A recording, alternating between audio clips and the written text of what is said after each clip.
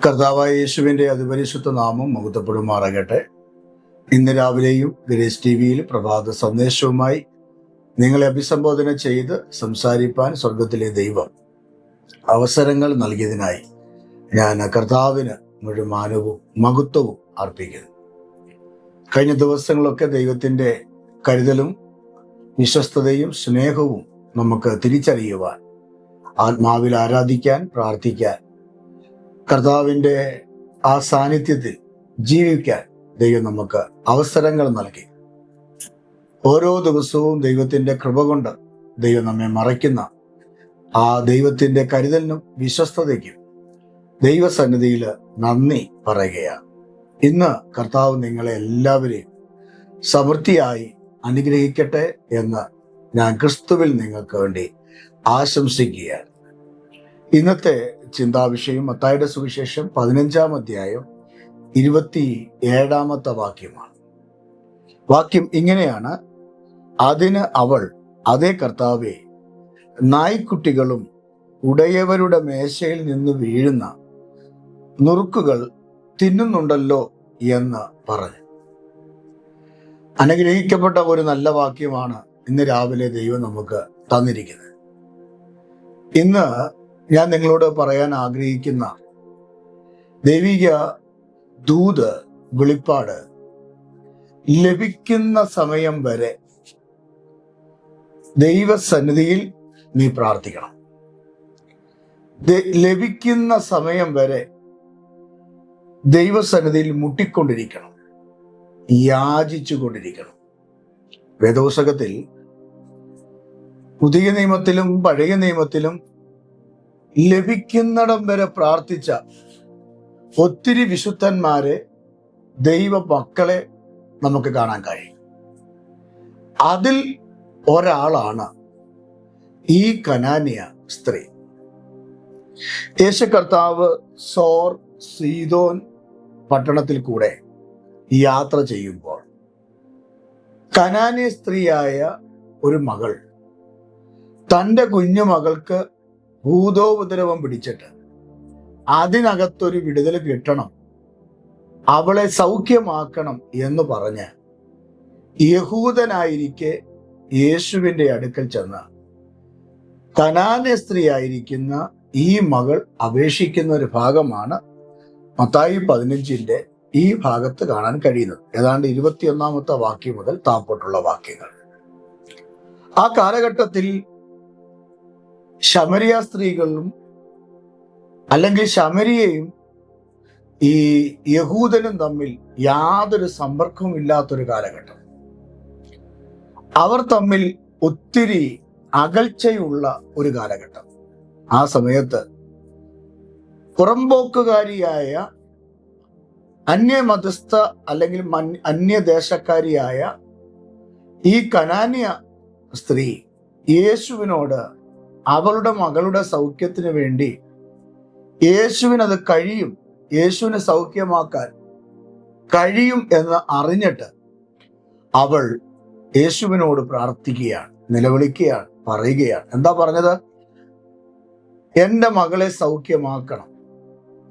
യേശുവോട് പറഞ്ഞൊരു കാര്യം, മക്കളുടെ അപ്പം എടുത്ത് നായ്ക്കുട്ടികൾക്ക് ഇട്ടുകൊടുക്കില്ല എന്ന് പറഞ്ഞ് അവളെ തിരസ്കരിക്കാൻ, അവളെ മാറ്റി നിർത്താൻ എന്നെ കൊണ്ട് കഴിയത്തില്ല എന്ന് ഉള്ള നിലയിൽ ജാതീയ സ്ത്രീയായിരിക്കുന്ന നിനക്ക് എൻ്റെ സ്വന്തം മക്കളുടെ അവകാശമായ അനുഗ്രഹം, സൗഖ്യം നിനക്ക് തരാൻ കഴിയില്ല എന്ന് പറഞ്ഞ് അവളെ മാറ്റി നിർത്തുന്ന ഒരു ഭാഗമാണ് നമുക്കവിടെ കാണാൻ കഴിയുന്നത്.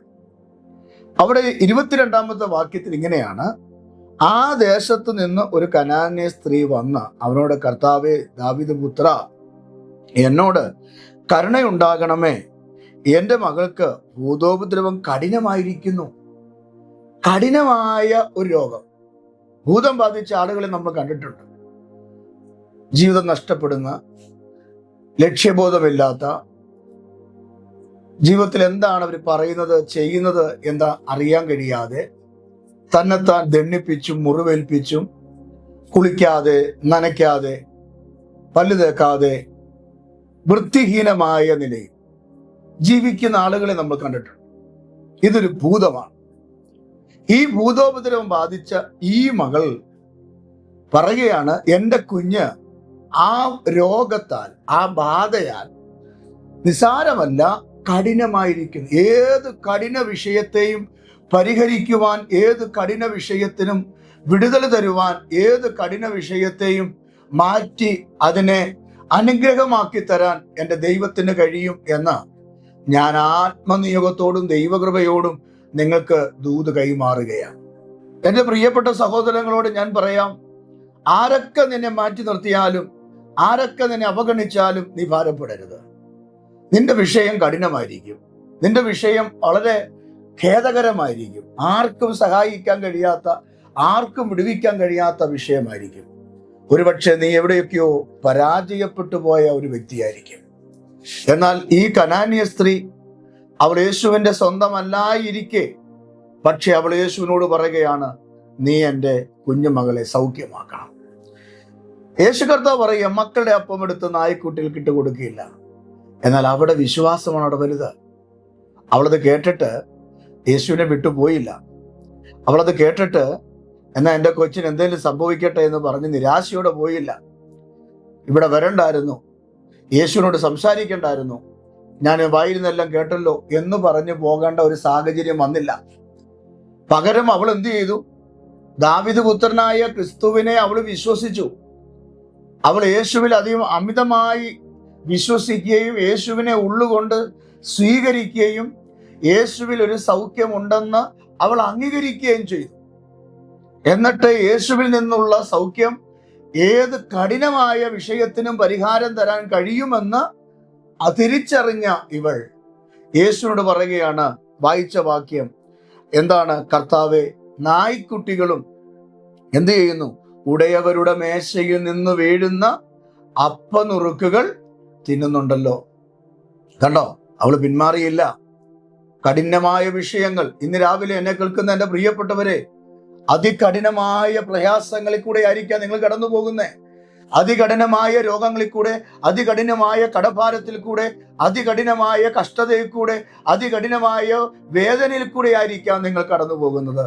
എന്നാൽ ഇന്ന് പകൽ ഞാൻ പറയുന്ന എൻ്റെ യേശുവിൻ്റെ ആത്മാവിനാൽ ഞാൻ വിളിച്ചു പറയുകയാണ്, നിങ്ങളുടെ കഠിനമായ വിഷയത്തിൻ്റെ മേൽ ഒരു സൗഖ്യം തരാൻ ആ മേശയിൽ നിന്ന് വീഴുന്ന നുറുക്ക് എന്ന് പറഞ്ഞാൽ, അതിൻ്റെ വ്യാഖ്യാനിച്ചതിൻ്റെ അർത്ഥം പറഞ്ഞാൽ, കാൽവറി എന്ന മേശയിൽ നുറുക്കപ്പെട്ട ആ അപ്പമായ ക്രിസ്തുവിന്റെ ശരീരത്താൽ ആ അപ്പം ഭക്ഷിക്കുന്നതിന്റെ കുഞ്ഞുങ്ങൾ ആരായാലും, അത് കനാന്യ സ്ത്രീ ആയാലും യഹൂദനായാലും ജാതികളായിരുന്ന നാം ആയാലും, ആ മേശയിൽ നിന്ന് വീണ, കാൽവറിയിൽ നിന്ന് വീണ അപ്പ നുറുക്കുകൾ തിന്നാൻ നമ്മൾ തയ്യാറായാൽ, ആ അപ്പം നമ്മൾ ഭക്ഷിച്ചാൽ ഏത് കഠിന രോഗവും മാറും. അതുകൊണ്ട് കൊരിന്ത്യ ലേഖനത്തിൽ ഇങ്ങനെ വായിക്കുന്നു, എന്നെ തിന്നുന്നവൻ എൻ മൂലം ജീവിക്കും. ഈ അപ്പം തിന്നുകയും പാനപാത്രം കുടിക്കുകയും ചെയ്യുന്നതെല്ലാം കർത്താവിന്റെ ശരീരവും രക്തവും സംബന്ധിച്ച് ആമെ കുറ്റക്കാരായി തീരാതിരിക്കാൻ തന്നെത്താൻ ശോധന ചെയ്തിട്ട് വേണം ഈ അപ്പം തിന്നുകയും പാനപാത്രം കുടിക്കുകയും ചെയ്യാൻ. ഈ അപ്പം തിന്നുകയും പാനപാത്രം കുടിക്കുകയും ചെയ്യുമ്പോൾ രോഗങ്ങൾ മാറും, നിരാശകൾ മാറും, ബന്ധനങ്ങൾ അഴിയും.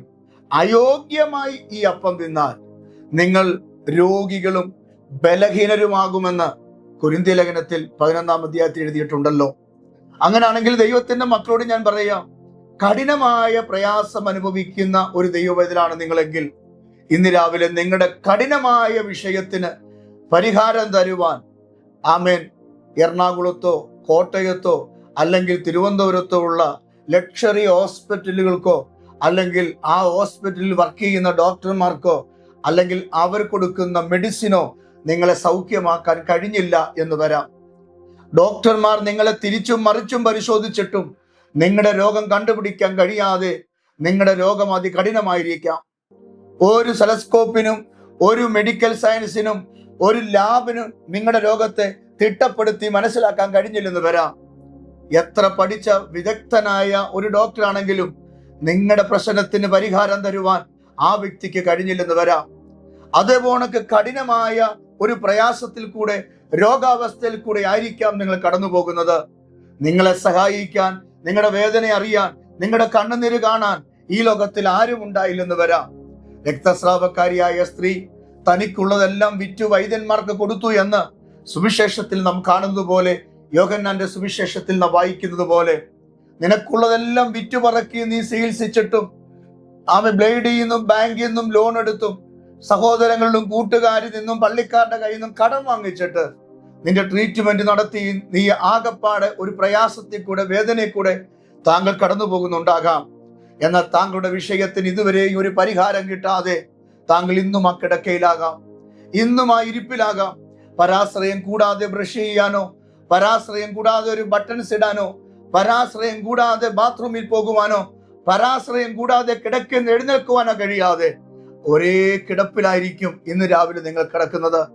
ഈ കിടക്കയിൽ കിടന്നുകൊണ്ട്, അല്ലെങ്കിൽ ആ വീൽ ചെയറിൽ ഇരുന്നു കൊണ്ട്, അല്ലെങ്കിൽ ആ ചെയറിൽ നിങ്ങൾ മലർന്നു കിടന്നുകൊണ്ട് ഈ സന്ദേശം കേൾക്കുന്നെങ്കിൽ, നിങ്ങളുടെ കഠിനമായ പ്രയാസത്തിൽ നിന്ന്, കഠിനമായ രോഗത്തിൽ നിന്ന്, കനാന്യ സ്ത്രീയുടെ കഠിനമായ രോഗം തന്റെ മകളിൽ നിന്ന് നീക്കിക്കൊടുത്ത യേശു, അവളുടെ വിശ്വാസത്തിന്റെ പുറത്ത് അവരുടെ മേലുള്ള ഭൂതോപദ്രവത്തെ സൗഖ്യമാക്കിയ യേശു ഇന്ന് രാവിലെ നിങ്ങളെയും സൗഖ്യമാക്കാൻ, നിങ്ങളുടെ കഠിനമായ വിഷയത്തിന്റെ മേൽ ഒരു സൗഖ്യം കിട്ടാൻ, അത് ലഭിക്കുന്നിടം വരെ യേശുവിനോട് നീ പ്രാർത്ഥിക്കുക.